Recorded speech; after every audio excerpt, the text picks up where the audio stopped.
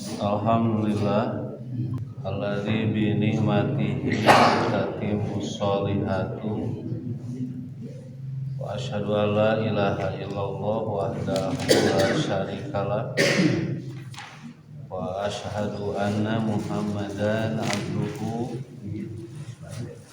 wa rasuluhu alladzi la nabiyya ba'dah amma ba'd. Bapak Ibu yang dimuliakan Allah Subhanahu wa taala, kita akan melanjutkan kembali bahasan kita kitab Bulughul Maram, yaitu kita pada bab sifat salat, hadis nomor 52 atau nomor 301, yaitu wa'an Wa'il ibn Hujrin radhiyallahu anhu qala shallaitu ma'an nabiyyi sallallahu alaihi wasallam fakana yusallimu an yaminihi assalamu alaikum warahmatullahi wabarakatuh wa an shimalihi assalamu alaikum warahmatullahi wabarakatuh. Rawahu Abu Dawud bi isnadin shahihin. Dari Wa'il bin Hujrin, dia berkata, saya sholat bersama dengan Nabi Sallallahu Alaihi Wasallam, maka beliau bersalam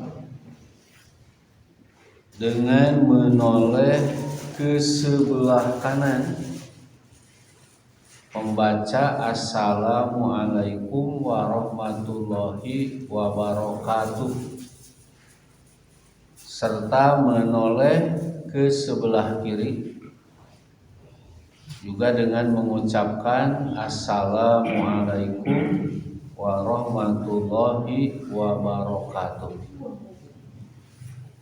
Hadis ini diriwayatkan oleh Imam Abu Dawud dengan sanad yang sahih. Nah, jadi di sini diterangkan bahwa Nabi Shallallahu Alaihi Wasallam, sebagaimana diterangkan oleh sahabat Wa'il bin Hujrin, ketika mengakhiri sholat itu, yaitu dengan mengucapkan salam sambil menoleh ke sebelah kanan dan menoleh ke sebelah kiri dan mengucapkan Assalamualaikum warahmatullahi wabarakatuh. Keterangan ini diambil dari sebuah hadis yang diriwayatkan oleh Imam Abu Dawud dengan sanad yang sahih.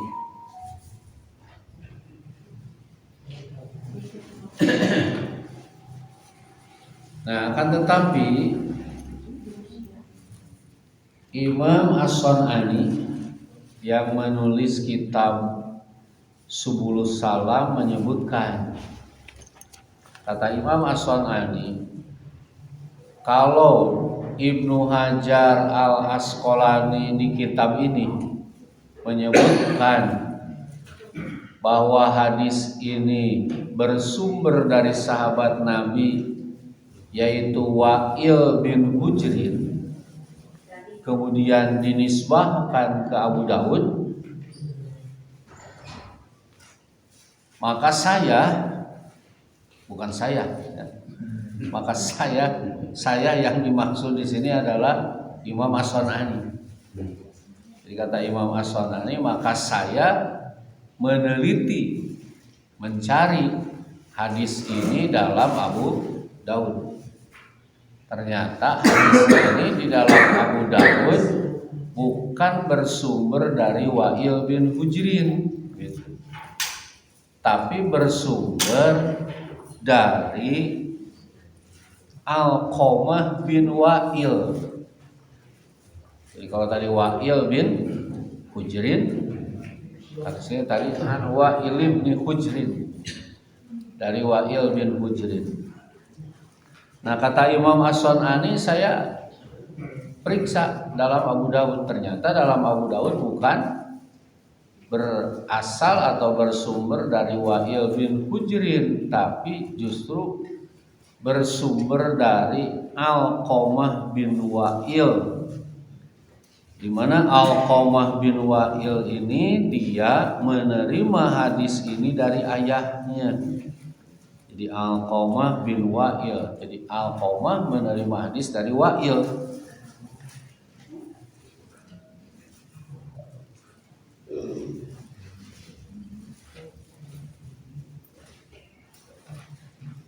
Nah, waqala lam yasma min abihi fa'an lahu bil inqita'i wa huna qala sahihun.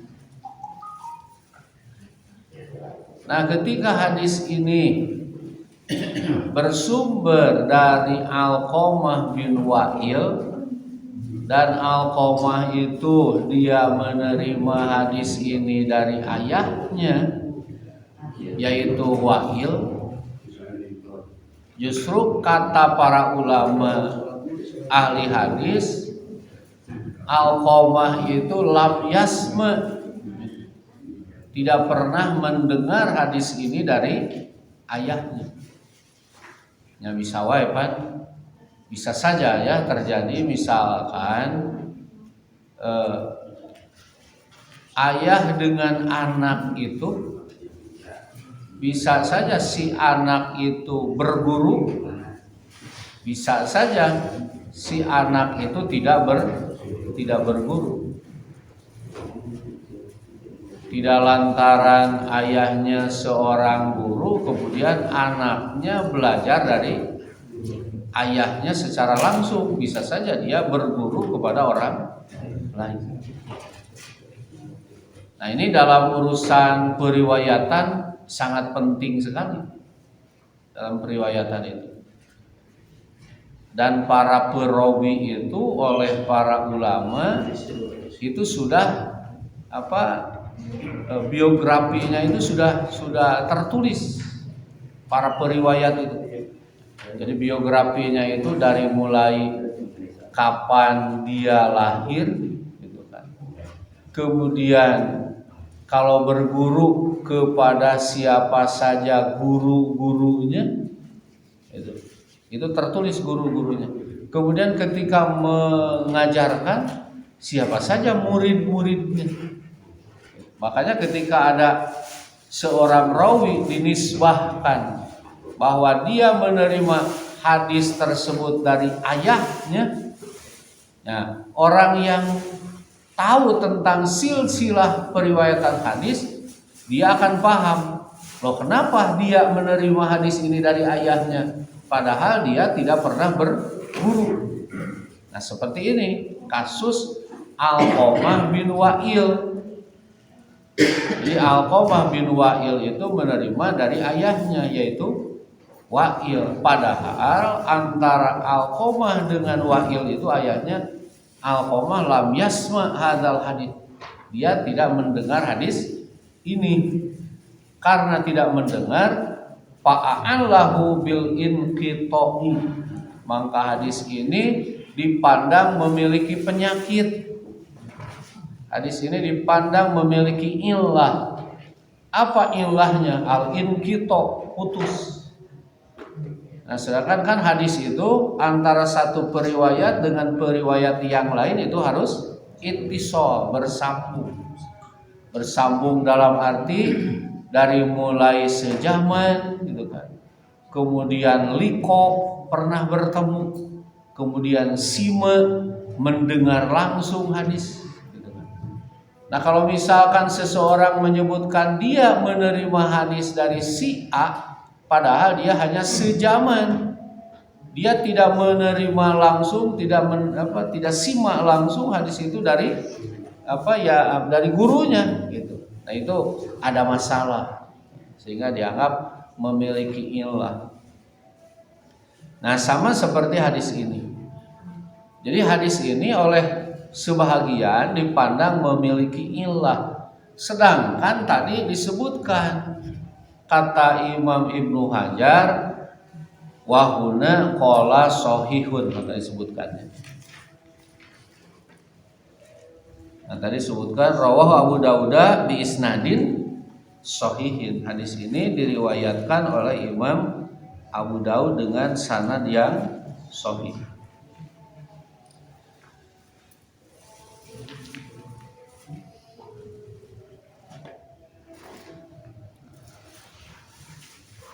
Nah kemudian warojana sunan Abi Dauda faraainahu rawahu an Alqamah bin Wa'ilin an abihi wa qad sahha simaa Alqamah an abihi.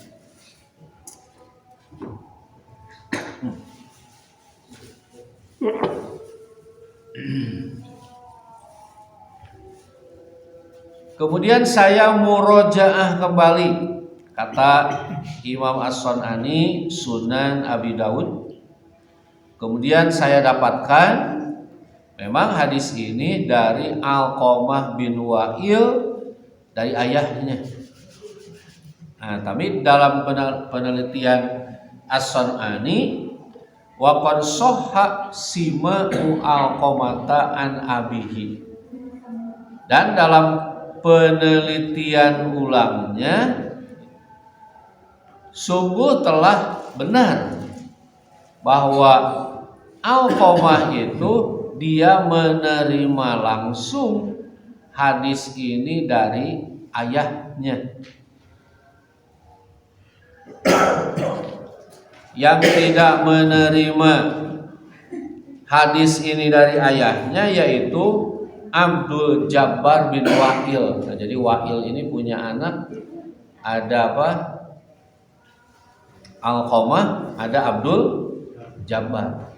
Jadi kalau Alqamah, nah, dia menerima hadis ini dari ayahnya yaitu Wa'il. Yang tidak simak, yang tidak mendengar hadis ini dari ayahnya itu bukan Alqamah tapi Abdul Jabbar. Begitu menurut penelitian Imam As-Sun'ani.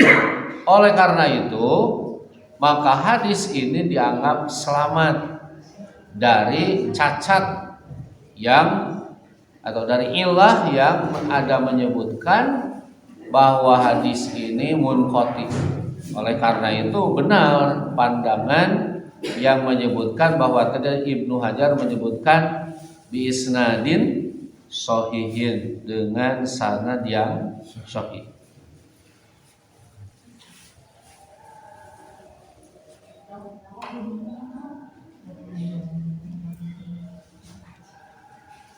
Nah, kemudian selanjutnya di sini disebutkan patashih huhu huna wal ula. Maka menganggap memandang hadis ini dengan predikat sahih, nah itu lebih utama. Wa in khalafa ma fit talkhis, walaupun bertentangan dengan pernyataan Imam Ibnu Hajar sendiri di dalam kitabnya yang bernama Talkhis. Nah kemudian wa haditsu taslimatain, dan hadis yang menjelaskan tentang dua salam, yaitu salam menoleh ke sebelah kanan dan salam menoleh ke sebelah kiri. Rawahu khamsata asyara minas sahabah bi ahaditsin muhtalifatin fa fiha sahihun wa hasanun wa dhaifun wa matrukun. Hadis tentang mengucapkan salam ke kanan dan ke kiri ini diriwayatkan oleh lebih dari 15 orang sahabat. Jadi lebih dari 15 orang sahabat meriwayatkan hadis tentang salam ke kanan dan ke kiri. Walaupun hadis-hadis yang diriwayatkan tersebut bermacam-macam secara periwayatan. Jadi bermacam-macam secara periwayatan. Nah, sehingga ada yang dipandang riwayatnya sahih, ada juga yang dipandang riwayatnya itu hasan, ada juga yang dipandang riwayatnya itu dhaif, bahkan ada yang matruk. Tapi itu secara periwayatan. Wa kulluha, dan semua hadis-hadis itu biduni ziyadati wa barakatuhu illa fi riwayati wa ilin hadhihi. Semua riwayat-riwayat itu tanpa menyebut wa barakatuh kecuali riwayat Wa'il ini. Nah, jadi rata-rata assalamualaikum warahmatullah, assalamualaikum warahmatullah, tidak tamat assalamualaikum warahmatullahi wabarakatuh. Itu. Nah, jadi ini secara periwayatan memang beda. Ada yang assalamualaikum warahmatullah, ada juga yang assalamualaikum warahmatullahi wabarakatuh. Tadi disebutkan. Jadi hadis tentang salam ini diriwayatkan oleh lebih dari 15 orang sahabat gitu, dengan aneka ragam, dengan macam-macam periwayatan. Tapi tadi disebutkan kata Imam As-Sun'ani, rata-rata itu tidak ada tambahan wa barakatuh kecuali yang ini. Kecuali yang ini. Nah, ini tentu dalam masalah kalau dalam hadis itu. Jadi harus ditanyakan kenapa yang lain assalamualaikum warahmatullahi gitu. Kenapa yang ini assalamualaikum warahmatullahi wabarakatuh. Nah, ini kalau dalam hadis dalam bentuk periwayatan seperti ini ada masalah. Seandainya tambahan wa barakatuh itu riwayatnya lemah gitu. Riwayatnya dari perawi yang dipandang kurang dipercaya istilahnya kurang thiqah sebutannya. Ya, jadi dari rawi yang tidak thiqah maka tambahan wa barakatuh itu tidak boleh gitu, tidak boleh. Tapi kalau periwayatan tersebut datangnya dari rawi yang thiqah yang terpercaya, maka tambahan tersebut itu boleh gitu. Jadi tidak boleh ya. Jadi tambahan itu boleh, dan tambahan tersebut dipandang sebagai ziyadatus thiqah istilahnya. Nah, jadi kalau misalkan riwayat-riwayat lain assalamualaikum warahmatullah rata-rata, kemudian datang itu riwayat yang dia malah pakai tambah wa barakatuh. Tambahan wa barakatuh tersebut kalau riwayat tersebut yaitu lemah itu tidak boleh digunakan. Tapi kalau riwayat tersebut thiqah maka itu boleh. Nah, di sini kenapa Ibnu Hajar Al Asqalani menulis yang ini? Tujuannya supaya ketika kita salam gitu, boleh bersalam itu hanya assalamualaikum warahmatullah, boleh juga salam itu mengucapkan assalamualaikum warahmatullahi wabarakatuh. Karena yang pakai tambahan wabarakatuh itu merupakan ziyadatus thiqah, tambahan gitu kan. Di mana tambahan tersebut datang dari riwayat yang riwayat itu terpercaya gitu. Nah, karena segitu kan. Jadi boleh. Jadi boleh sampai wabarakatuh, boleh juga assalamualaikum warahmatullah gitu. Nah, itu bukan penjelasan saya. Saya mati hati. Jadi itu penjelasan Imam As-San'ani di dalam kitabnya ini Subulus Salam.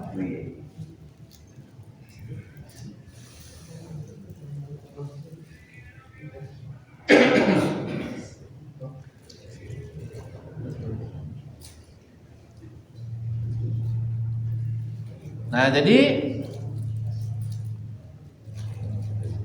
hadhihi wa riwayatun an Ibnu Mas'udin wa inda Ibnu Majah. Dan yang pakai tambahan wa barakatuh itu selain dari Wa'il bin Hujrin juga riwayat yang bersumber dari Abdullah bin Mas'ud yang diriwayatkan di dalam hadis riwayat Ibnu Majah. Kalau tadi kan kalau tadi akhrajahu Abu Daud ya. Nah, jadi dalam Abu Daud dan Ibnu Majah yang ada tambahan wa barakatuh, yaitu hadis melalui Wa'il bin Hujrin dan hadis melalui Ibnu Mas'ud atau Abdullah bin Mas'ud.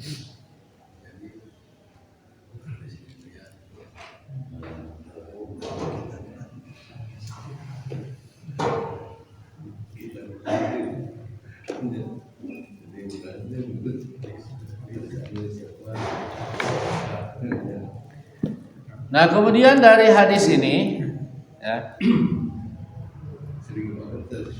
ada beberapa hal yang bisa kita ambil pelajaran. Ini menurut Abdullah bin Bassam di dalam kitabnya Tawdihul Ahkam. Jadi kitab Bulughul Maram ini diberi syarah ya, oleh ulama-ulama. Kalau syarah yang paling terdahulu namanya Subulus Salam, tulisannya yaitu tulisan Imam As-San'ani. Nah, kemudian ada juga yang versi baru ya, tulisan Abdullah Al-Bassam namanya Tawdihul Ahkam. Bahkan ada lagi syarah Bulughul Maram itu yang lebih banyak ya. Kalau tidak salah tulisan Syekh Shalih Utsaimin. Nah, di sini Abdullah bin Bassam menyebutkan mayukhadhu minal hadithi. Apa yang bisa kita ambil sebagai pelajaran dari hadis ini, dari hadis yang tadi. Jadi dari Wa'il bin Hujrin, saya sholat bersama dengan Nabi, kemudian beliau salam, menoleh ke sebelah kanan mengucapkan assalamualaikum warahmatullahi wabarakatuh, dan ke sebelah kiri mengucapkan assalamualaikum warahmatullahi wabarakatuh.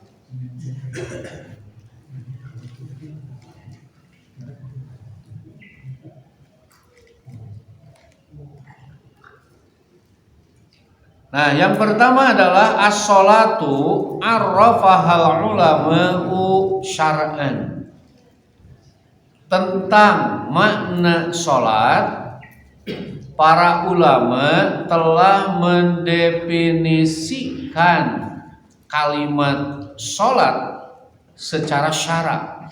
Nah, lantaran definisi itu kan tergantung yang memberikan definisi.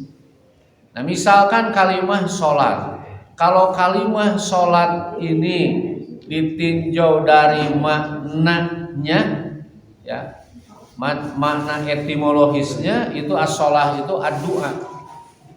Jadi salat itu sama arti atau mutaradifat dengan doa. As-shalatu ad-du'a'u. Salatnya doa ya. Tapi kalau makna salat itu dalam pengertian syara, dalam pengertian agama. Jadi kalau secara makna etimologisnya doa. Tapi yang disebut salat menurut ketentuan syariat Islam apa? Gitu. Nah, yang dimaksud salat menurut pengertian syara yaitu aqwalun wa af'alun muftatahatun bit takbiri wa muhtatamatun bit taslimi. Jadi yang disebut salat itu adalah aqwal, sejumlah ucapan, wa af'al, dan sejumlah perbuatan, muftatahatun bit takbir, yang diawali dengan takbir, wa muhtatamatun bit taslim, dan diakhiri dengan salam. Nah, itulah salat dalam pengertian syara. Gitu.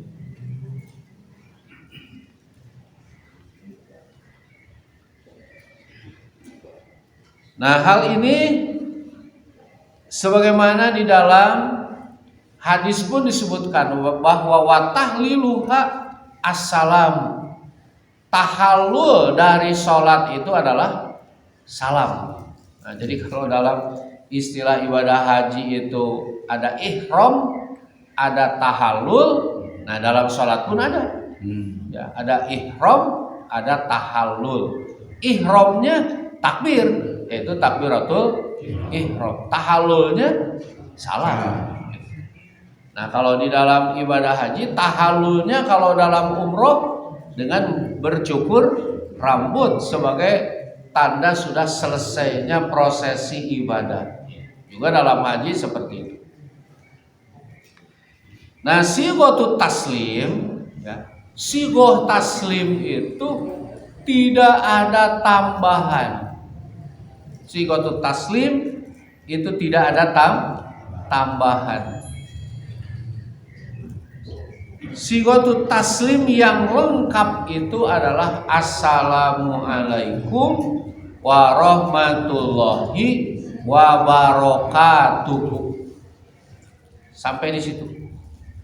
Nah, sehingga ada sebahagian yang memandang bahwa ibadahnya mengucapkan salam itu sampai yang tadi assalamualaikum warahmatullahi wabarakatuh. Nah, bahkan kita dulu pernah bahas tentang salam ini. Nah, dulu itu kan ada katanya orang yang mengucapkan salam kepada Nabi. Orang itu mengatakan assalamualaikum. Nabi menjawab orang itu, waalaikumsalam warahmatullah. Ada lagi orang yang mengucapkan salam, assalamualaikum warahmatullah. Nabi jawab, waalaikumsalam warahmatullahi wabarakatuh. Datang lagi yang ketiga, dia mengucapkan assalamualaikum warahmatullahi wabarakatuh. Nabi menjawab, waalaikumsalam warahmatullahi wabarakatuh. Nah, ini orang yang ketiga protes gitu. Orang itu protes. Loh, kenapa katanya Rasulullah ada orang yang salam kepada engkau assalamualaikum, itu kau jawab waalaikumsalam warahmatullah. Ada orang yang salam assalamualaikum warahmatullah, kau tambah lagi waalaikumsalam warahmatullahi wabarakatuh. Kenapa ketika saya salam assalamualaikum warahmatullahi wabarakatuh tidak menambahnya? Gitu. Nah, kata Nabi, karena kamu tidak memberikan kesempatan kepadaku untuk memberikan tambahan. Nah, dari keterangan tersebut bahwa salam itu sampai di situ, tidak ada tambah lagi yang lain. Jadi salam terlengkap itu assalamualaikum warahmatullahi wabarakatuh. Nah, bahkan riwayat tersebut oleh Imam Ibnu Katsir di dalam tafsirnya itu jadi tafsir ya. Jadi riwayat itu dijadikan tafsir untuk menafsirkan ayat wa idza hayyitum bi tahiyyatin fahayyu bi ahsana minha aw rudduha. Wa idza hayyitum, dan jika kamu dihormat bi tahiyyatin dengan satu penghormatan, fahayyu, maka balas penghormatan itu bi ahsana minha, dengan yang jauh lebih baik. Mun bisa aurudduha, tapi kalau misalkan tidak bisa, ya balas dengan yang seimbang. Nah, itu yang dimaksud balas lebih baik teh. Ketika orang mengucapkan assalamualaikum, dijawab waalaikumsalam warahmatullah, itu tambah. Ketika assalamualaikum warahmatullah, ditambah lagi dengan yang lebih baik, yaitu tambahan wabarakatuh. Dan ketika di ucapan salamnya lengkap assalamualaikum warahmatullahi wabarakatuh, udah hese namahan kamana deui, geus susah gitu.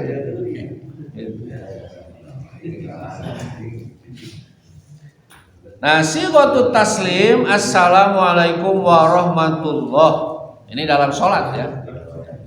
Jadi untuk mengakhiri salat bahwa mengucapkan salam itu yaitu assalamualaikum warahmatullah 2 kali, 1 kali ke sebelah kanan, 1 kali lagi ke sebelah kiri gitu.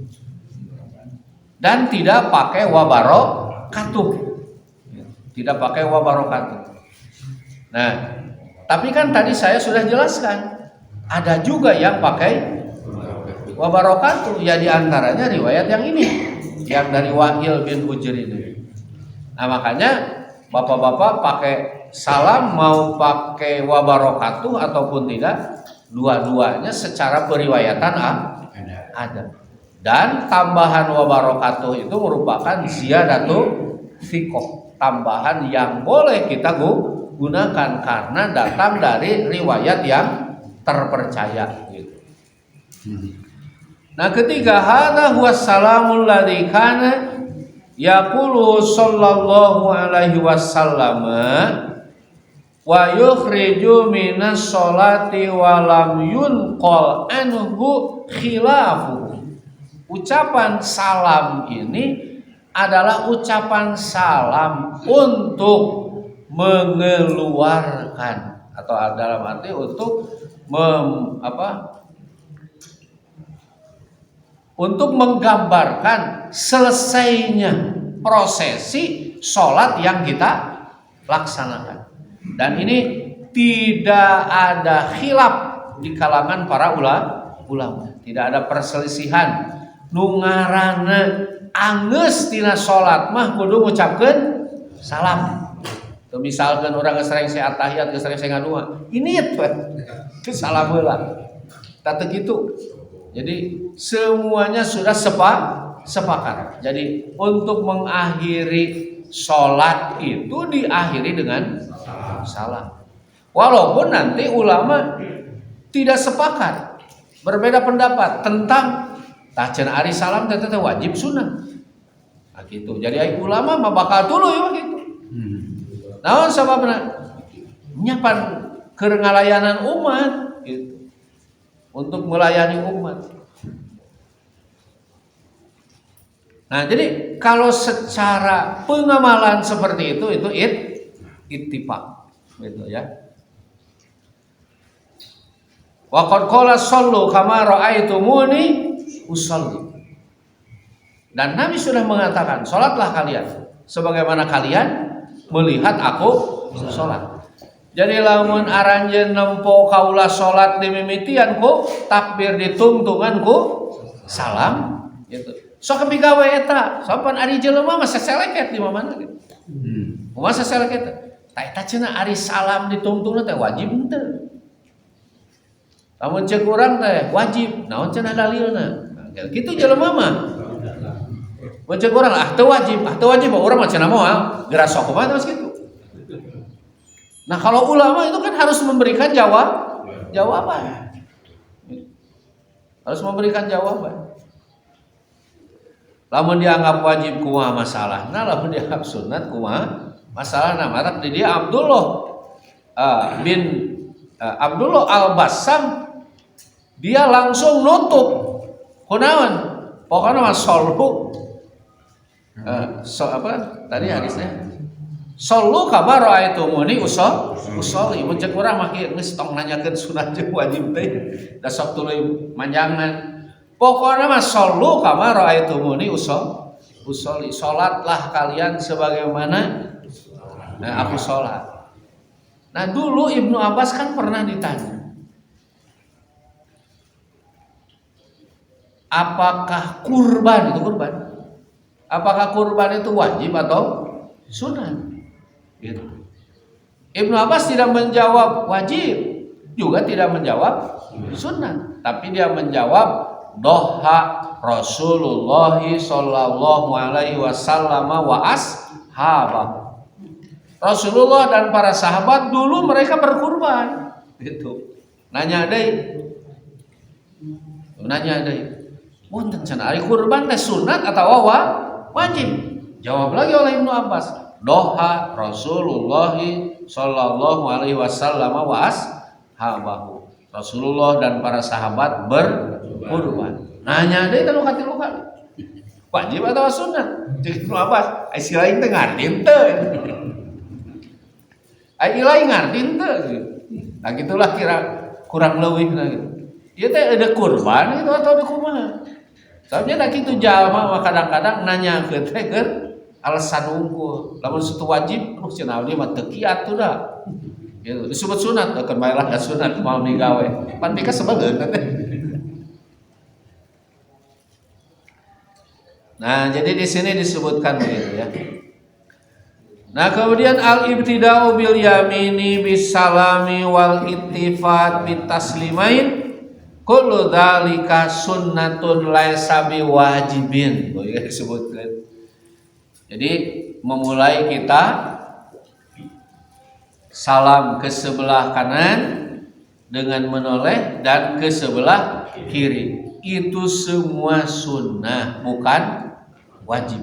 Nah, kudu diterangkeun eta. Tapi kan ada entong nyebutkeun kan bae dah sunnah ieu saya mah moal salam deuk tuluy we ngaleos. Entong kitu.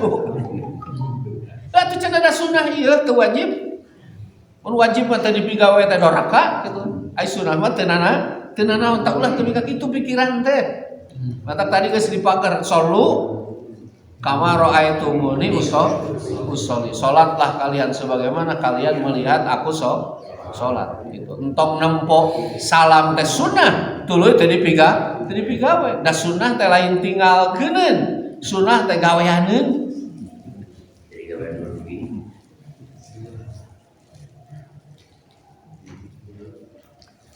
Nah, jadi sunnatun laisa biwajibin.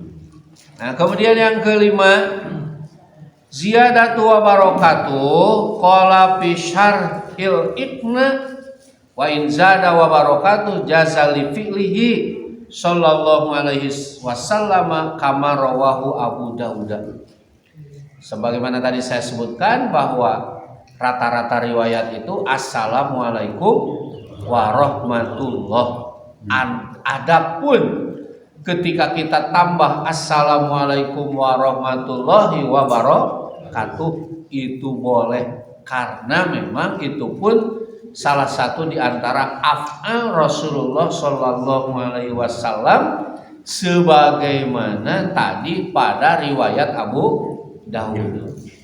Adapun sebahagian yang menyebutkan tambahan wabarakatuh itu dipandang lemah karena hadisnya munqati lantaran Alqamah bin Wa'il menerima dari ayahnya, padahal tidak mendengar langsung hadis. Tadi sudah dijelaskan oleh Imam As-San'ani, yang tidak simak dari ayahnya Wa'il itu bukan Alqamah, tapi Abdul Jabbar bin Wa'il.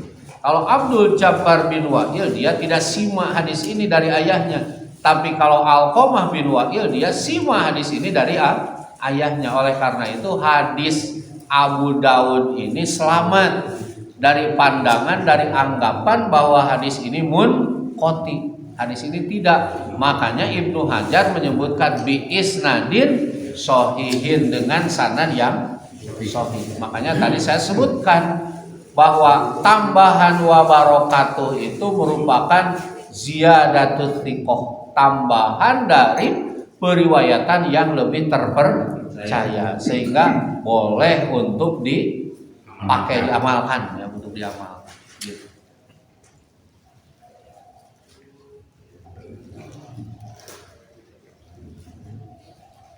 Nah, kemudian ucapan salam ya. Assalamualaikum warahmatullahi, atau Assalamualaikum warahmatullahi wabarakatuh.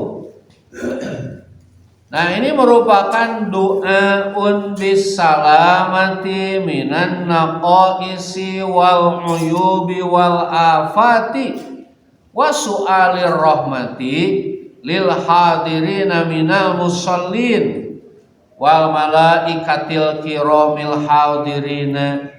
Fahuwa du'aun munasibun yanbaghi lil musalli ayastahdira hadhil ma'ani wa yastahdira adabad du'a. Nah, jadi ucapan assalamualaikum itu ini merupakan permohonan atau doa meminta keselamatan dari segala kekurangan, wal uyub dan aib-aib, wal afat dan kerusakan. Nah, lantaran kita sholat itu pasti ban cing simkuring bari tumara sih ka bapak-bapak sadayana. Upami urang ngalaksanakeun sholat pasti hade eta sholat teh. Pasti sholat saya mah Bang hadena pasti gitu teh. Boro-boro kan. Kadang-kadang orang teh yakin, abi sholat anu bieu tong nu geus kaliwat, nu bieu we. Sholat teh bener henteu gitu. Apa orang kadang-kadang bertanya seperti itu? Kenapa seperti itu? Kita bertanya. Kita yakin banyak kekurangan. Sok geura raraos geura lah. Kan urang teh cager ieu teh awak teh pangna ka dieu teh, cager. Dalam bener mah sholat Allahu Akbar. Jol panas cangkeng teh dia teh.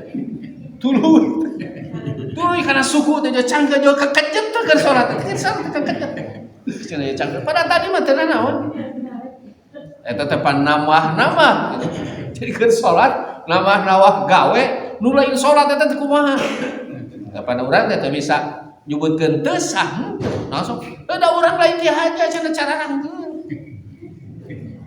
Itu kan eta teh an-naqais gitu kan. Salah satu di antara kekurangan. Belum lagi uyub, ya, belum lagi aib, cacat dalam sholat kita. Da urang mari sholat mah geus biasa ti bubudak atuh. Maca Fatihah teh geus katalar. Kulhu mah komo. Mata kajenting bari ngalamun alhamdulillah jeung kulhu mah teu salah. Kan ieu uteuk, ieu pikiran buyar mah. Padahal baru konsentrasinya. Komo ayeuna teh jeung rek ngantri cenah aing teh ka rumah sakit teh. Mun geus salat mah. Tukang dagang mah komo nu kapikir teh. Eta si eta nganyu can mayar. Aya tidak. Pokoknya banyak hal yang kita pikirkan. Itu kan jadi aib salat. Dengan batur bawa nu nyaho, sanu nyaho, nyaurang mah. Belum hal-hal lagi yang bisa merusakkan sholat kita. Ya betul. Banyak hal yang merusak sholat kita. Mantak menjeuna, gitu. beres salat teh ngadu assalamualaikum warahmatullahi wabarakatuh. Jadi memohon kepada Allah agar salat kita itu kekurangannya disempurnakan, aib-aibnya ditutup, gitu kan. Kemudian kerusakannya pun dijaga. Atau piraku urang teh salat ti budak tapi kawayah kieu efek ruksak kabeh. Asa kabina-bina teh mah. Cing atuh Gusti piraku tega ka abdi. Sok sanajan urang teh memang teu bisa atuh salat nu leuwih halus teh kitu. Nah, benar-benar kan? Nah, jadi ternyata sok sanajan tadi disebutkan salam teh sunnah, omah tong ngaleos teh salam heula. Cenah sunnah ieu salam oge. Itu wajib, tahulah. Naon sababna eta tah. Jadi ini merupakan permohonan kita agar ya, salat ini selamat dari berbagai macam kekurangan, wal uyub dan cacat-cacat, wal afat dan kerusakan. Wa su'alir rahmah dan juga permohonan untuk mendapatkan rahmat lil hadirina minal musallin dari orang-orang yang ada, minal musallin dari yang sama-sama sholat, wal malaikatil kiramil hadirin dan juga para malaikat yang mulia. Bahwa maka ucapan salam itu doaun merupakan doa munasibun yang munasabah, yang selaras, yang bagi, yang selayaknya lil musalli diucapkan oleh orang yang sedang atau yang selesai sholat. Wa yastahdiru adab doa dan juga dia harus menjalani apa istilahnya adab doa, adab berdoa. Nah kemudian yang keenam,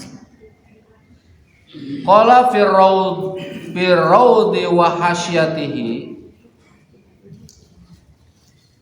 wa yukrahu lil imami italatu qu'udihi ba'da salami mustaqbilal qiblah lima rawa muslimun an Aisyah qalat kana Rasulullah sallallahu alaihi wasallam idza sallama lam yaqud illa bimiqdari ma yaqulu Allahumma antas salam wa minkas salam tabarakta ya dzal jalali wal ikram li'anna fin hirafihi ilal ma'mumina i'laman bi annahu qad intaha min sholatihi fala yantadiru.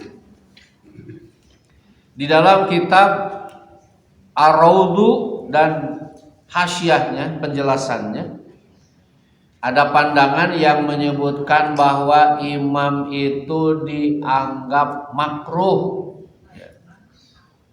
kalau terus-terus duduk menghadap ke kiblat sesudah salam. Jadi dianggap makruh katanya lamun imam teh tuluy we ngadep ka kiblat. Tapi kudu kumaha? Tapi imam itu hendaknya menghadap menghadap makmum. Kalau dalam hadis itu kan Nabi kadang-kadang menghadap ke kanan atau ke kiri atau menghadap langsung ke makmum. Dan menghadap ke kiblat itu seukuran membaca Allahumma antas salam wa minkas salam tabarakta ya dzal jalali wal ikram. Nah, untuk apa katanya?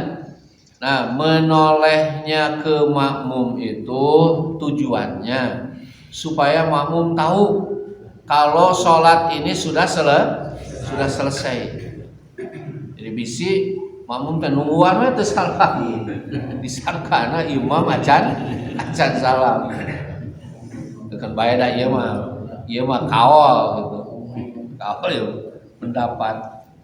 Jadi lianna pinhirafihi lantaran dalam menolehnya itu iklaman, itu sebagai pemberitahuan bi annahu bahwasanya dia qadin taha min sholatihi sudah selesai dari sholatnya fala yantadiru sehingga makmum teh moal nungguan we nungguan itu teh itu segala dibaca acan salam keneh padahal atos tapi kungali neret macana hatina. Nah itulah bapak-bapak ya kandungan dari hadis yang tadi.